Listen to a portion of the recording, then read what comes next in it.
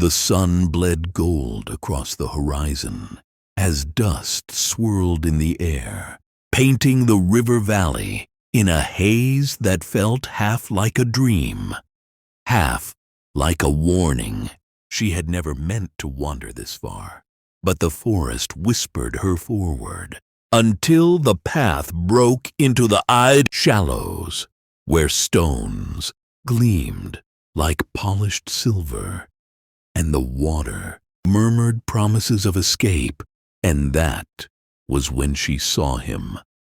Tall, broad-shouldered, a hat shadowing eyes that burned with a steady fire, the kind of man who looked as if he'd stepped straight out of a legend, whispered around campfires.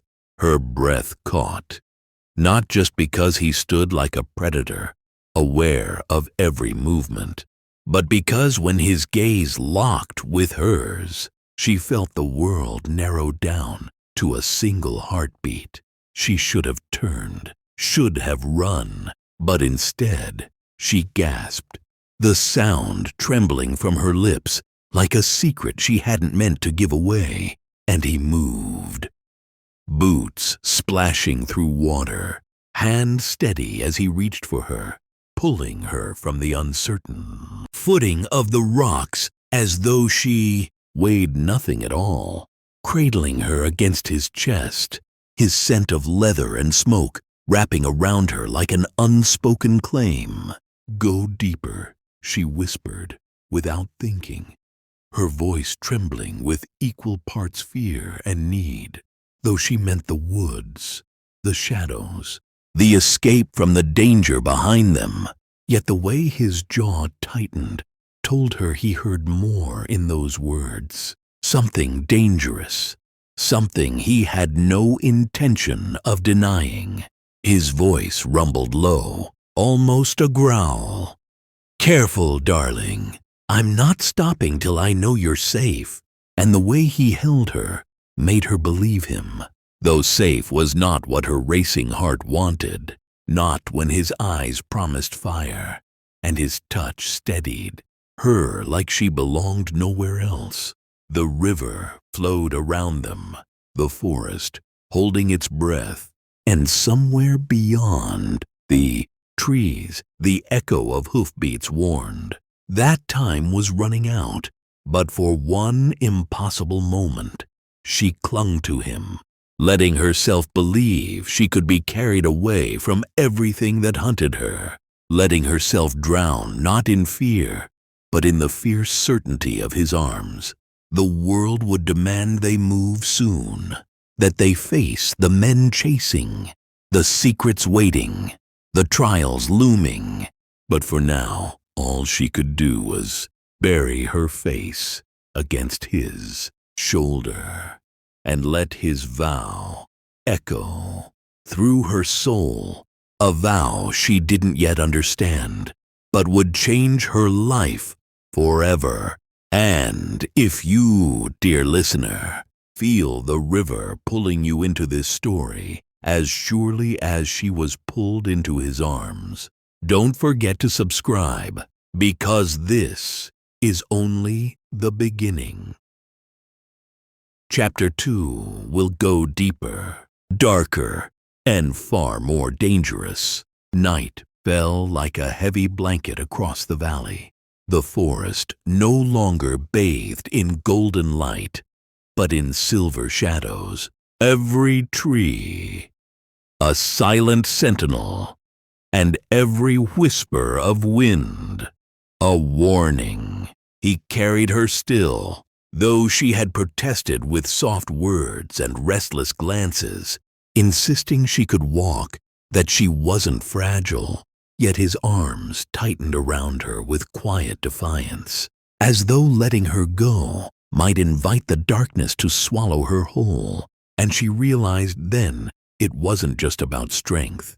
It was about possession, about protection, about a man who had lived too long on the edge of danger to take chances when something precious was suddenly placed in his hands.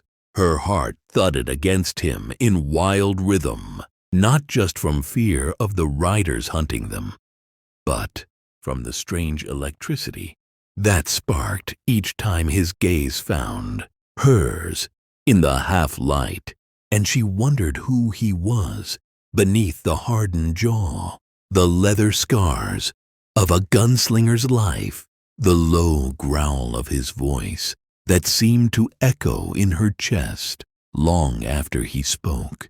He set her down only when they reached the shelter of a ridge, where rocks rose jagged like teeth, and there, in the crook of a fallen pine, he built a fire that burned small but steady, its glow carving shadows across his face that made him look both dangerous and impossibly human. She watched him move, precise, efficient, a man who wasted no motion, and yet when he finally sat beside her, close enough that the warmth of his arm bled into hers, she felt the tremor of something he couldn't quite hide, something softer than the steel he wore. "They won't stop till they find us," she whispered, her voice trembling, not with fear, but with the weight of trust, because already she had placed her life in his hands without knowing his name, and his eyes darkened, jaw tightening before he answered, "Then we make sure they don't," the promise falling between them like a vow etched in stone. Silence stretched, broken only by the crackle of fire and the steady thrum of crickets, and she felt herself leaning toward him, drawn by gravity stronger than caution, until his hand brushed hers, and the world seemed to hold its breath.